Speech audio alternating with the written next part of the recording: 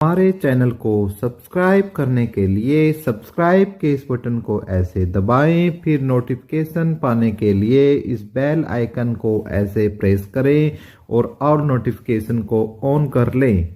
धन्यवाद। वेलकम साथियों, एक बार फिर एपिक एजू चैनल पर हम आपका स्वागत करते हैं। तो दोस्तों, आप चूंकि एक चीज लगातार नोटिस आपने किए होंगे बात कि हम वीडियो आपके लिए निरंतर नहीं बना पा रहे हैं, उसका एक विशेष रीजन ये है कि हम जो सीईटी की जो पॉलिसी है उसको लेकर काफी चिंतित है बच्चों की, और बच्चे उससे प्रभावित बहुत ज्यादा हो रहे हैं। तो उसके लिए हम सीट क्वालिफाई को लेकर अपना संघर्ष लगातार चंडीगढ़ पंचकुला में जाकर विभिन्न जो आला अधिकारी है उनसे मिलकर कर रहे हैं। फिलहाल देखते हैं क्या होता है या नहीं होता है।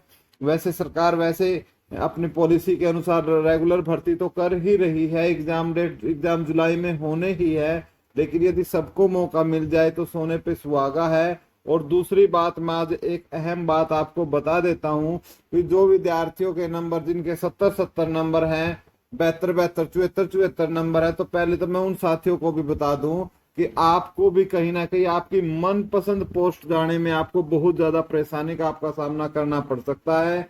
उन्हीं सब चर्चाओं को लेकर हम अपनी वीडियो में हम बात करेंगे। बहुत ही महत्वपूर्ण ये अपडेट आपके लिए रहेगी। आपको यदि इंटरेस्ट है तो लास्ट तक बने रहिए, आपको हर चीज पे एक्सप्लेन किया जाएगा कि क्यों इस बार जो OHSC रिजर्वेशन पॉलिसी लगाएगी वो बच्चों के लिए जानलेवा साबित होगी। बिल्कुल हम उसी पर चर्चा करेंगे निरंतर शानदार। लेकिन उससे पहले रिक्वेस्ट है, जो भी साथी चैनल पर पहली बार आए हैं प्लीज चैनल को सब्सक्राइब कर लो, और चैनल को सब्सक्राइब करने के साथ साथ वीडियो को लाइक और शेयर करो। और सब्सक्राइब करने का तरीका भी मैंने वीडियो के प्रारंभ में मैंने आपको बता दिया है साथियों। तो मैं अपने सभी दोस्तों, मित्रों को, भाइयों बहनों को दिखाना चाहता हूं कि क्या आया है स्टेटमेंट आज के अखबार में। हरियाणा कर्मचारी चयन आयोग कैटेगरी के अनुसार 4 गुना शॉर्ट लिस्ट करेगा उम्मीदवार। कैटेगरी के अनुसार, ठीक है। आयोग ने उम्मीदवारों को एक ही सॉफ्टवेयर के जरिए अलग अलग पदों के लिए आवेदन करने की सहूलियत दी, ठीक है। तो थोड़ा सा इसको हम और डिटेल में पढ़ लेते हैं कि इसमें क्या लिखा हुआ है। हरियाणा कर्मचारी चयन आयोग ने ग्रुप सी के पुनर्विज्ञापित पदों के लिए जो आवेदन मांगे हैं उनमें से उम्मीदवारों को नॉलेज टेस्ट के लिए कैटेगरी अनुसार शॉर्टलिस्ट किया जाएगा। पिछली बार ग्रुप अनुसार ग्रुपों को शामिल कर सभी कैटेगरी में से अगर कोई उम्मीदवार एक से ज्यादा कैटेगरी के पात्र था तब उन्हें केवल एक उम्मीदवार मानकर शेष कैटेगरी के लिए दूसरी उम्मीदवार को शॉर्टलिस्ट किया गया था। मगर पंजाब और हरियाणा हाई कोर्ट की खंडपीठ ने आयोग के शॉर्टलिस्ट करने के तरीके को सही नहीं बताया था, और अदालत के फैसले के पैरा नंबर 61 में लिखा था कि उम्मीदवारों की शॉर्टलिस्ट के संबंध में आयोग का तर्क भी योग्यता के आधार पर स्वीकार्य नहीं पाया जाता है।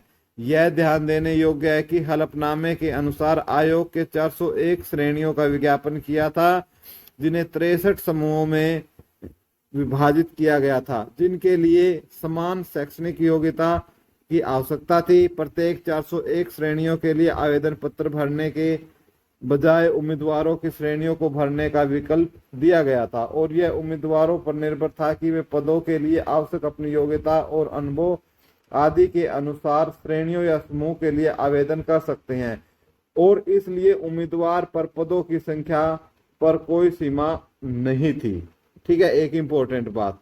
अब देखिए, अब शॉर्ट लिस्ट करने का यह होगा फार्मूला क्या होगा ये देख लो। अब आयोग ने पुनर्विज्ञापित कर आवेदन मांगे हैं, जो आगे शॉर्टलिस्ट कर अब कैटेगरी अनुसार किया जाएगा। एक उदाहरण से समझते हैं कि एक उदाहरण के तौर पर अगर ग्रुप नंबर 56 में कैटेगरी नंबर 324 के कैनल पटवारी के 1440 पद हैं, कैटेगरी नंबर 334 के लैंड रिकॉर्ड के पटवारी के 1213 पद हैं, जबकि कैटेगरी नंबर 335 में PWD जो पटवारी है उसके 23 पद हैं। तो उनके लिए शॉर्ट लिस्ट यू होगा कि कैटेगरी नंबर 324 के लिए 1440 का 4 गुना, यानी कितने 5756 उम्मीदवार। उनकी अनारक्षित आरक्षित श्रेणी के अनुसार शॉर्ट लिस्ट किए जाएंगे। ठीक है। कैटेगरी नंबर 334 में 1213 है, तो 1213 का 4 गुना 4872 उम्मीदवार उनके रिजर्व और रिजर्व्ड अनरिजर्व्ड कैटेगरी के अनुसार शॉर्ट लिस्ट किए जाएंगे। कैटेगरी नंबर 335 में 23 पद है, यानी 5 गुना यानी 115 को अनारक्षित किया जाएगा। ठीक है, क्योंकि ये कुल पद 30 से कम है, तो इसमें 115 के बजाय इसमें 150 भी आ सकते हैं। ठीक है, तो इतने ही बच्चों को इसमें किया जाएगा। ये तरीका बताया, यानी जो कैटेगरी है ना, कैटेगरी में जितनी पोस्ट है, इन्होंने एक एग्जाम्पल से समझाने की कोशिश की है। मान लिया किसी कैटेगरी में 23 पद है, ठीक है, बेशक उनकी शैक्षणिक योग्यता भी सेम हो, लेकिन जो कैटेगरी है उस कैटेगरी का ही क्या करेंगे, ये 4 गुना कर जो है वो निकालेंगे। ठीक है, बात समझ में आ गई होगी कितनी खतरनाक पॉलिसी ये लगने जा रही है। बहुत ही ज्यादा खतरनाक पॉलिसी है, और जिनके 70, 70, 75, 75 नंबर है, उन बच्चों की भी इसमें बारी नहीं आने वाली है। अब समझिए, सॉफ्टवेयर के जरिए अलग अलग पदों के लिए आवेदन करवाया जा रहा है। आयोग ने नई तकनीक का प्रयोग करते हुए सॉफ्टवेयर के जरिए उम्मीदवारों से अलग अलग पदों के लिए अलग अलग आवेदन करवा रहे हैं। उम्मीदवारों की पूरी जानकारी एक बार भरनी होती है, जबकि उम्मीदवार कैटेगरी अनुसार जब चयन करता है तो उसे हर कैटेगरी अनुसार अपनी योग्यता वाले सभी दस्तावेज अपलोड करने पड़ते हैं। इस तरह उम्मीदवार को हर कैटेगरी यानी पद अनुसार दस्तावेज अपलोड करने के बाद ही आवेदन पद अनुसार अपलोड हो जाता है। पिछली बार आयोग ने उम्मीदवारों से कैटेगरी का चयन करवाया था, इसके अलावा एडिशनल योग्यता का कॉलम अलग दिया था, जिससे आयोग को भी उम्मीदवारों की शॉर्ट लिस्टिंग करते समय एडिशनल योग्यता वाले प्रमाण पत्रों को चेक करना पड़ा था। इस बार पदों पर आवेदन अलग अलग हो रहा है, इसलिए शॉर्ट लिस्टिंग भी आसानी से हो जाएगी। ठीक है, तो इस सॉफ्टवेयर के जरिए क्या कर रहे हैं ये। ठीक है, अब देखिए सबसे महत्वपूर्ण मुद्दा जो है, सीट क्वालिफाइंग की मांग को लेकर एचएससी के सामने पहुंचे सैकड़ों युवा उम्मीदवार। उम्मीद करते हो कल आप भी पहुंचे होगे, और कल नहीं पहुंचे तो बहुत जल्द पहुंच जाओगे। जिस तरीके की ये पॉलिसी है, जिनको घमंड है उनका घमंड भी चूर चूर हो जाएगा। जो कहते हैं ना हमारे तो 70 नंबर है, 72 नंबर है, सबका घमंड चूर चूर हो जाएगा इस बार। ठीक है, क्योंकि कट ऑफ बहुत हाई जाएगी। यदि कैटेगरी वाइज हो सकता है आपका शॉर्ट लिस्ट हो जाए किसी न किसी पोस्ट में, लेकिन जो आपकी मनचाही पोस्ट है उसमें नहीं होगा। कर्मचारी चयन आयोग ने ग्रुप सी और ग्रुप डी के लिए अभी तक एक एक सीईटी का आयोजन करवाया है। सीईटी पॉलिसी के प्रावधान है कि हर साल सीईटी होगा। वर्ष 2023 में ग्रुप सी और 2024 में ग्रुप डी के लिए सीईटी हुआ है। इसी बीच हजारों युवा 10वीं और 12वीं डिप्लोमा कोर्स सर्टिफिकेट और ग्रेजुएशन कर चुके हैं, मगर उनके लिए सीईटी नहीं हुआ है। इसके अलावा सीईटी में प्रावधान है कि सीईटी पास उम्मीदवारों में भी सभी कैटेगरी अनुसार 4 या 5 गुना उम्मीदवारों को ही नॉलेज टेस्ट के लिए शॉर्टलिस्ट किया जाएगा। इससे वे युवा वंचित हो जाते हैं जिनके नंबर सीईटी में कम आए हुए हैं।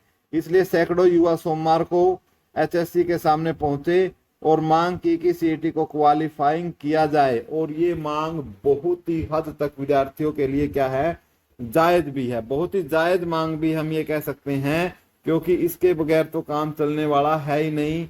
ठीक है, हर पॉइंट को हमने आपको एक्सप्लेन करने की इसके अंदर कोशिश की। तो जैसा कि आपने देख लिया कि जो सीट क्वालिफाइंग होना इस रिजर्वेशन पॉलिसी के हिसाब से भी क्या है, कितनी इंपॉर्टेंट है। ठीक है, क्योंकि यदि ऐसा होता है तो बहुत ही ज्यादा आपकी कट ऑफ क्या है, हाई जाने वाली है, कट ऑफ हाई जाने वाली है। और एक और बात है कि इस बार जो बच्चे हैं, बच्चों ने भी कसम खा ली है। ठीक है, बच्चों ने भी क्या खा ली है, कसम खा ली है कि या तो सीटी क्या होगा, क्वालिफाई होगा, सीटी क्या होगा, क्वालिफाई होगा। ठीक है, यदि सीटी क्वालिफाई नहीं होता है और कोई भी पॉलिसी यदि एचएससी मनमानी से लगाती है, तो जो सीट क्वालिफाई वाले बच्चे हैं वो इस पर एचएसएससी पर दबाव इस चीज के लिए बनाएंगे कि आपकी जो पॉलिसी में जो लिखा है, या तो पॉलिसी में जो लिखा है वही करो आप, ठीक है, वही करो, या सीईटी का जो नेचर है वो किस प्रकार का करो, उसको क्वालिफाइंग करो, और उसको क्या करो, सभी को क्या दो, उसके अंदर सभी को मौका मिले। ठीक है, सभी को इसके अंदर क्या मिलना चाहिए, मौका मिलना चाहिए भाइयों। क्योंकि उसका रीजन ये है कि 2018 के अंदर आपने पता होगा कर्नल पटवारी ग्राम सचिव और फूड इंस्पेक्टर जैसी भर्तियां निकली। ठीक है, ये भर्तियां निकली 2018 में। लेकिन फिर क्या है, पेपर लीक हुआ, इनका पेपर लीक हुआ तो इनको कैंसिल कर सरकार ने फिर क्या कर दिया, इनको सीईटी के अंदर बोला कि हम सीईटी से होंगे। और उसके बाद सीईटी को 2018 से ये भर्तियां चली आ रही हैं। 2018 से भर्तियां ये 2024 आ गया है, यहाँ चली आ रही है। यानी 6 साल से सरकार ने कोई भी जो ये बड़ी भर्ती है वो नहीं की है। और युवाओं को भी क्या है भाई, 6 साल से क्या कर रहे हैं, वेट कर रहे हैं। और इसी चक्कर में बहुत से युवा क्या हो गए हैं, ओवर एज भी हो चुके हैं। तो इसलिए मैं सरकार से निवेदन करता हूं, या तो आप क्या किया जाए आपके द्वारा, या तो आप एक सिस्टम कर सकते हो इसके लिए कि या तो आप इसको क्वालिफाइंग नेचर कर दो। यदि आप क्वालिफाइंग नेचर नहीं कर सकते हो तो आप जो पुरानी पॉलिसी है, पुरानी पॉलिसी के तहत ही आप सारे पेपर ले लो। अब आप बोलोगे कि सर पुरानी पॉलिसी कौन सी है, या तो सीटी क्वालिफाई करके, ठीक है, सभी को मौका दे दो, क्वालिफाई करके सभी को क्या दो, चांस दो। ठीक है, जो भी पढ़ेगा, पढ़ने वाला बच्चा है वो तो वैसे ही लगेगा, लेकिन आपसे युवा खुश हो जाएगा। या जो पुराना पैटर्न है, ठीक है, या पुराना पैटर्न है, उसी पैटर्न के हिसाब से आप क्या लो, एग्जाम लो। ठीक है, पुराना पैटर्न यही होता था भाई, जैसे पटवारी की वैकेंसी आ गई, पटवारी की 800 वैकेंसी आ गई, आपने 800 वैकेंसियों के लिए क्या ले लिया, एग्जाम ले लिया। ठीक है, कर्नल पटवारी की 200 आ गई, 200 के लिए ले गया। आपकी फूड इंस्पेक्टर की आपकी मान लिया 20 वैकेंसी आ गई तो आपने 20 के लिए एग्जाम ले लिया। तो या आप इस तरीके से करो, इस तरीके से पुराने पैटर्न से एग्जाम लो। यदि पुराने पैटर्न से नहीं ले सकते तो सीट क्वालिफाई करके सभी को मौका दो। और जो सीट क्वालिफाइंग संघर्ष समिति है लगातार कोशिश कर रही है, लगातार चंडीगढ़, पंचकुला और कल सैकड़ों विद्यार्थी, हजारों की संख्या में विद्यार्थी सैकड़ों बसों को लेकर कल पंचकुला एचएससी ऑफिस के सामने पहुंचे थे। अब देखते हैं कि सरकार का क्या रवैया रहता है। क्या सरकार युवाओं को फिर से निराश करेगी या फिर सरकार युवाओं को लेकर साथ चलने का काम करेगी, ये देखने वाली बात रहेगी। आपके क्या कमेंट है, आपके क्या सुझाव है, जरूर कमेंट बॉक्स में लिखें। धन्यवाद।